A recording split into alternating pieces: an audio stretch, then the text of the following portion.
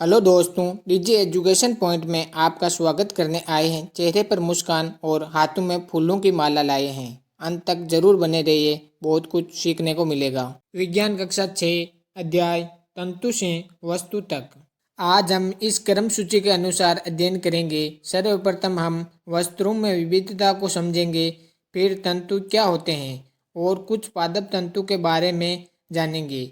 सूती धागे की कताई, धागे से वस्त्र कैसे बनते हैं, वस्त्र सामग्री का इतिहास। फिर इस अध्याय के सारे प्रश्नों के उत्तर भी लिखेंगे। बने रहिए अंत तक हमारे साथ। हेडिंग लगाओ, वस्त्रों में विविधता। वस्त्र सामग्री अथवा वस्त्रों में विविधता होती है, जैसे सूती, रेशमी, ऊनी और पॉलिस्टर। धागों को एक साथ व्यवस्थित करने पर वस्त्र बनता है। हेडिंग लगाओ, तंतु। तंतु एक प्रकार के रेशे होते हैं जिससे धागे एवं धागे बनाए जाते हैं। धागे बहुत ही पतली पतली लड़ियों से मिलकर बने होते हैं। धागे में दिखाई देने वाली पतली लड़ियां भी और अधिक पतली लड़ियों से मिलकर बनी होती है, जिन्हें हम तंतु कहते हैं। तंतु दो प्रकार के होते हैं, प्राकृतिक तंतु, संश्लिष्ट तंतु, जिसे हम कृत्रिम भी बोलते हैं। हेडिंग लगाओ, प्राकृतिक तंतु।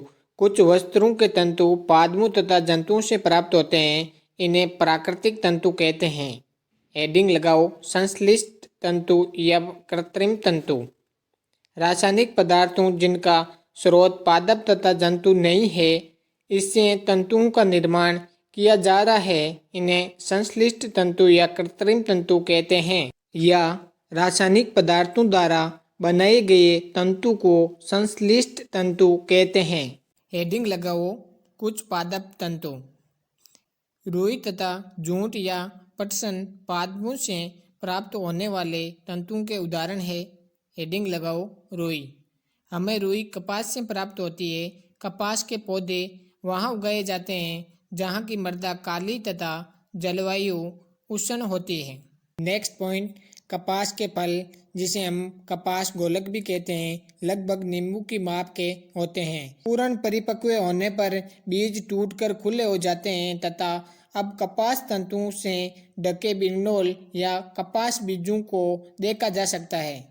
नेक्स्ट पॉइंट, कपास बीज या बिरनोल से कपास को हस्तचैन द्वारा प्राप्त किया जाता है। उसके पश्चात कपास से बीजों को कनकतन द्वारा पृथक किया जाता है। इस प्रक्रिया को कपास ओंटना कहते हैं। नेक्स्ट पॉइंट, आजकल कपास ओंटने के लिए मशीनों का उपयोग भी किया जाता है। हेडिंग लगाओ, जूट या पटसन। जूट तंतु को पटसन पादप के तने से प्राप्त किया जाता है। नेक्स्ट पॉइंट, भारत में उनकी खेती वर्षा ऋतु में की जाती है। नेक्स्ट पॉइंट, भारत में पटसन को मुख्य रूप से पश्चिम बंगाल, बिहार तथा असम में उगाया जाता है। नेक्स्ट पॉइंट, पटसन पादप को पुष्पन अवस्थाओं में काटते हैं। नेक्स्ट पॉइंट, फसल कटने के पश्चात पादपों के तनों को कुछ दिनों तक जल में डुबोकर रखते हैं। ऐसा करने पर तने गल या सड़ जाते हैं और उन्हें पटसन तंतुओं से हाथों द्वारा पृथक कर दिया जाता है। हेडिंग लगाओ, कुछ जंतुओं से प्राप्त तंतु। ऊन तथा रेशम जंतुओं से प्राप्त होते हैं। नेक्स्ट पॉइंट, ऊन भेड़ तथा बकरी की कर्तरित ऊन से प्राप्त होती है। इसे खरगोश, याक तथा ऊंटों के बालों से भी प्राप्त किया जाता है। नेक्स्ट पॉइंट, रेशमी तंतु रेशम कीट कोकून से खींचा जाता है। संश्लिष्ट या कृत्रिम तंतु के उदाहरण है पॉलिस्टर, नायलॉन और एक्रिलिक। बुजों ने यहाँ दिखाए गए कुछ वस्तुओं को संग्रहालयों में देखा है। उन्होंने योद्धा पहनते थे। वे ये जानना चाहते हैं कि क्या ये भी किसी प्रकार के तंतुओं से बने हैं। उत्तर होगा नहीं।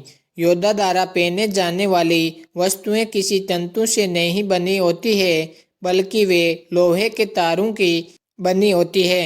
हेडिंग लगाओ, सूती धागे की कताई। रेशों से धागा बनाने की प्रक्रिया को कताई कहते हैं। इन प्रक्रियाओं में रुई के एक पुंज से रेशों को खींचकर ऐंठते हैं। ऐसा करने से रेशे पास पास आ जाते हैं और धागा बन जाता है। नेक्स्ट पॉइंट, कताई के लिए एक सरल युक्ति हस्ततेकवा का उपयोग किया जाता है जिसे टकली कहते हैं। हाथ से प्रचलित कताई में उपयोग होने वाली एक अन्य युक्ति चरखा है। नेक्स्ट पॉइंट, वृहद पैमानों पर तागों की कताई का कार्य कताई मशीनों की सहायता से किया जाता है। कताई के पश्चात तागों का उपयोग वस्त्र बनाने में किया जाता है। हेडिंग लगाओ, तागे से वस्त्र। तागे से वस्त्र बनाने की कई विधियां हैं। इनमें दो प्रमुख विधियां हैं, बुनाई और बंधाई। कागज की पट्टियों से बुनाई। हेडिंग लगाओ, बुनाई। तागों के दो सेटों को आपस में व्यवस्थित करके वस्त्र बनाने की प्रक्रिया को बुनाई कहते हैं। वस्त्रों की बुनाई करघों पर की जाती है। करघे या तो हस्त प्रचालित होते हैं अथवा विद्युत प्रचालित। हेडिंग लगाओ, बंधाई।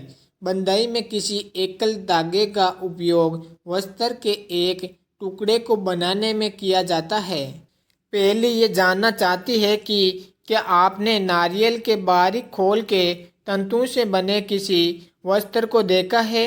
इन तंतुओं का सामान्य किन कार्यों में उपयोग होता है? उत्तर होगा हाँ। इन तंतुओं का उपयोग सामान्यतः बोरी व रस्से बनाने में किया जाता है। हेडिंग लगाओ, वस्त्र सामग्री का इतिहास। प्राचीन काल में लोग वृक्षों की छाल, बड़ी बड़ी पत्तियों तथा जंतुओं की चर्म और समूर से अपने शरीर को ढकते थे।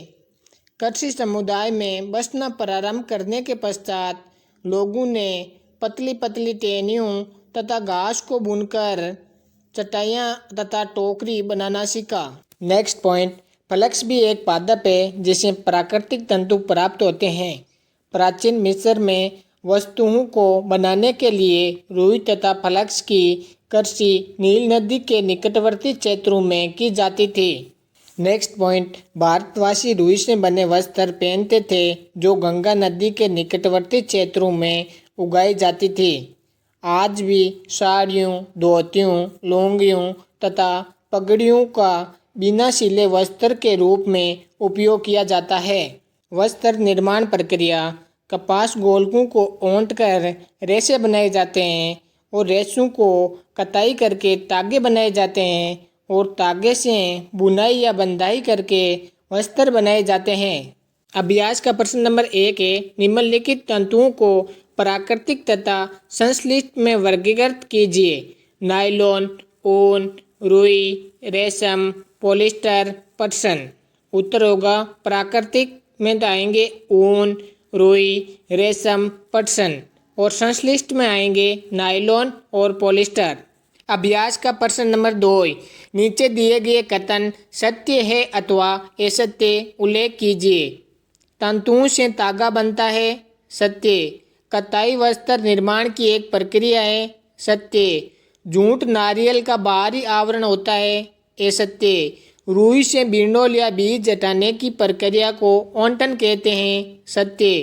तागों की बुनाई से वस्त्र का एक टुकड़ा बनता है, सत्य। रेशम तंतु किसी पादप के तने से प्राप्त होते हैं, ये सत्य।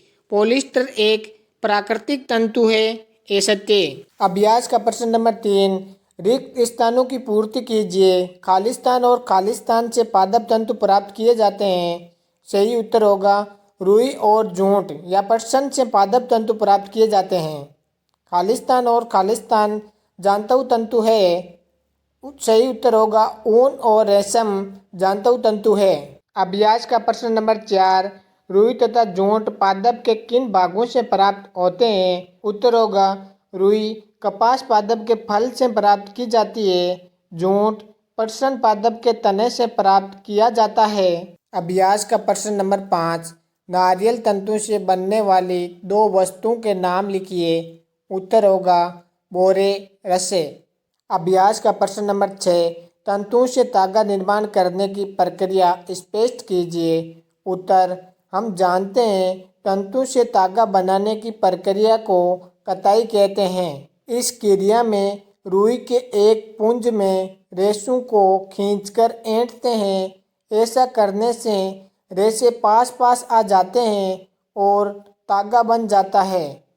पहले तागा बनाने के लिए चरखे का इस्तेमाल किया जाता था।